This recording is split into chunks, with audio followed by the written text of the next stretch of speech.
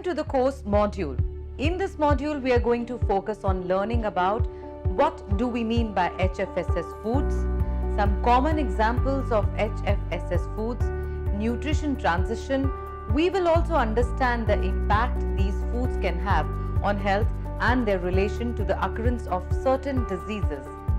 This video will also focus on simple dietary changes that can help in limiting over consumption of HFSS foods.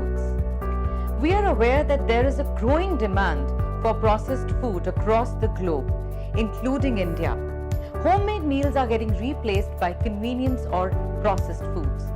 This replacement can be attributed to changing lifestyle, which is not only limited to the urban areas, but also spreading in rural areas.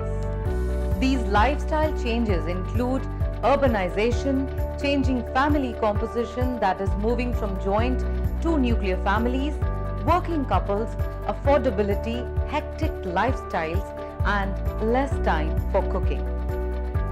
These processed foods are durable, easily accessible, attractive, ready to eat or ready to heat, making them quick favorites. They also have a longer shelf life due to reduced microbial deterioration, thus can be easily transported to long distances. They are convenient to carry and easy to prepare. With these as advantages, processed foods have some major disadvantages too. They are high in energy, specifically in fat, sugar and salt. That is why we call them HFSS foods. Technically, high fat, sugar and salt or HFSS foods refer to any food or drink, packaged or non-packaged, that are high in fats, including saturated and or trans fats, salt and sugar, and high in energy, that is calories, that are known to have a negative impact on health if consumed regularly. They are usually low in proteins, vitamins, minerals, and dietary fiber. These HFSS processed foods are also highly palatable, leading to habitual and compulsive consumption. They are usually marketed in large portion sizes and are extensively and sophisticatedly advertised. All these factors challenge the normal processes of appetite control, causing their overconsumption. Some common examples of HFSS foods involve fried foods like chips, French fries, samosa, bhatura, baked food like biscuits, cakes, pan, pastry, patty, etc.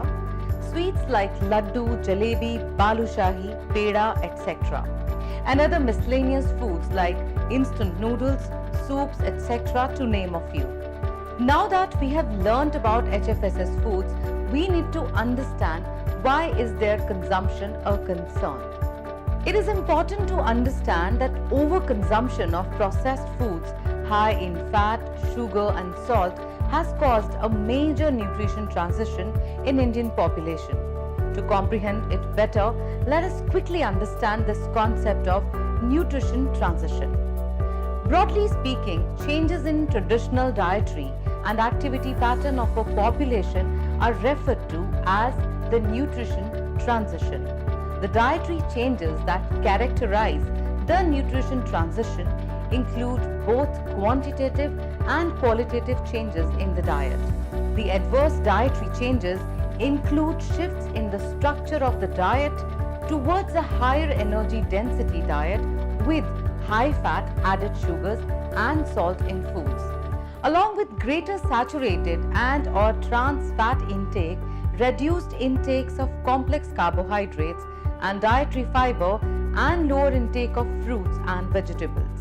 Unlike populations affected by hunger, the populations affected by nutrition transition have adequate diets, but the quality of the diet remains poor and often involves the intake of more energy than needed.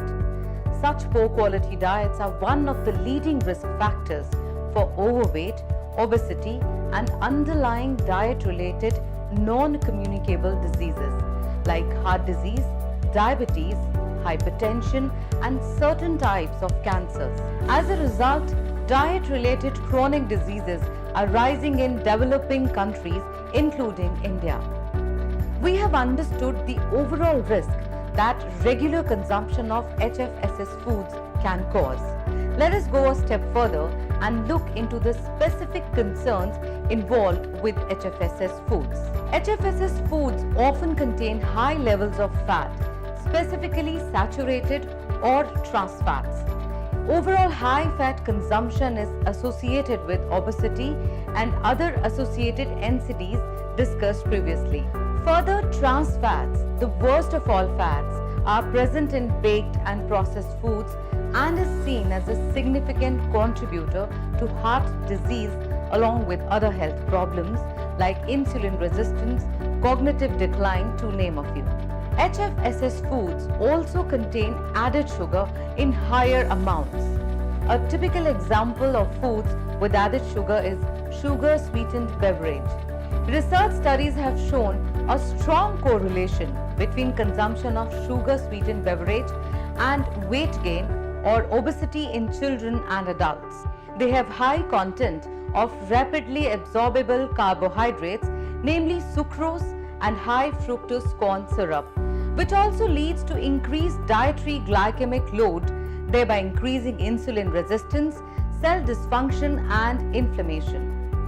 Talking about salt, let us not forget the mouth-watering savories, including fried and baked foods, often contain high salt content and contribute to high sodium consumption. Discretionary use of sodium and salt in cooking makes a modest contribution to the overall sodium intake, leading to hypertension and resultant cardiovascular diseases.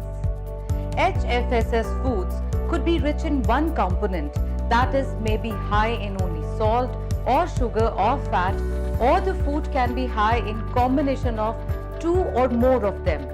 Now that we have understood that regular consumption of HFSS foods along with sedentary lifestyle is a gateway to non-communicable diseases including obesity, diabetes, hypertension, cardiovascular diseases and certain types of cancers, let us look at the solution. Understanding the rule of 4 R's to limit and avoid HFSS foods is an effective approach. 4 R's here means to regulate, replace, restrict and rely. Let us quickly go through these. Regulate the consumption of fat, oil, sugar and salt.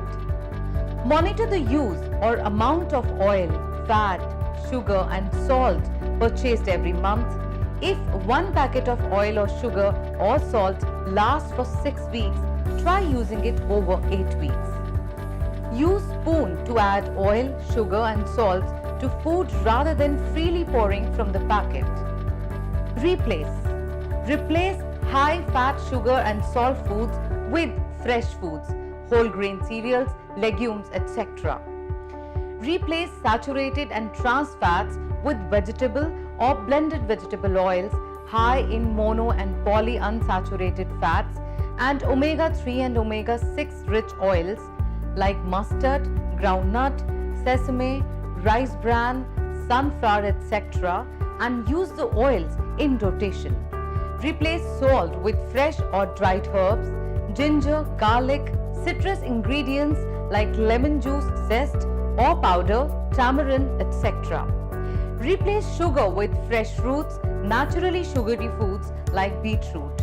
Restrict HFSS through limiting sugar by avoiding foods such as sweets like jalebi, imarti, gulab jamun, balushahi, etc. Biscuits, cakes as they contain high amount of fat, trans fats and sugar and are prepared with refined cereals. Limiting the consumption of foods and drinks containing high amounts of sugar, example cold drinks, etc. Limiting salt or sodium by avoiding the consumption of baked foods like biscuits, fan, rusk, patty, pizzas, fried foods like chips, fries, samosa, etc. that contain high amounts of salt. Limiting the consumption of processed foods like ketchups, sauces, cheese, instant soups and noodles. Limit food accompaniments high in salt like chutney, pickles, papad, dips, salted butter and sauces. Limiting saturated and trans fat by avoiding vanaspati in cooking and frying, limiting consumption of foods high in saturated or trans fats like baked or processed foods, limit consumption of red meats, full cream milk and butter, etc. Avoid repeated reheating of oil and reusing oil for frying. Gradually reducing the use of oil, fat, sugar, salt in your daily cooking. Rely on small frequent meals, fresh fruits, vegetables and juices instead of preserved or processed ones. Low fat, low sugar, low salt versions of packaged foods. Food labels to look for hidden sources of trans fats, partially hydrogenated fat, margarine shortening, sugar or sucrose, dextrose, molasses, high fructose, corn syrup, etc. And salt like soya sauce, monosodium glutamate or MSG, sodium citrate. To sum it up, limiting the consumption of HFSS foods and following a healthy, balanced dietary pattern can be a savior for us and for the generations to come.